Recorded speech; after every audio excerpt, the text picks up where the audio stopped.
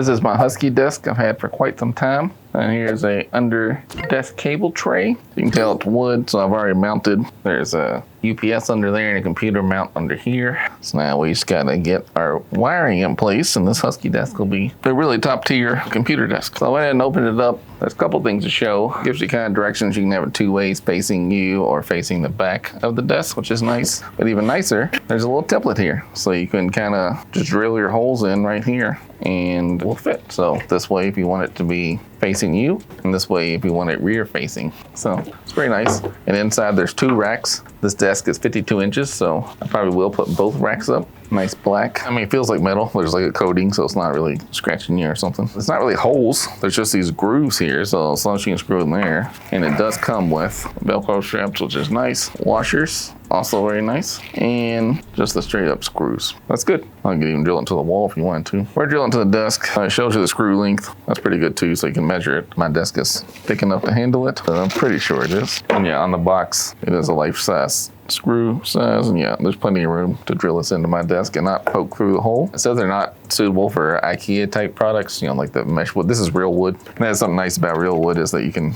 just drill into it. It really makes the convenience a lot easier. It doesn't tell you what size bit to use to pre-drill it. I guess I can figure that out on my own, but it would be nice if they did. I'm not gonna film me crawling under there, but I think you can have an idea of how it works. You just gotta get under the desk and then measure it out and then set it up. All right, I'll show you the finished product probably. All right, we're on handheld bit shaking. So this is all of our razor gear set up here. Yeah, so I don't know that I did them as perfect as I could have, but that's all right. That's okay. All right, so we did a little cable management.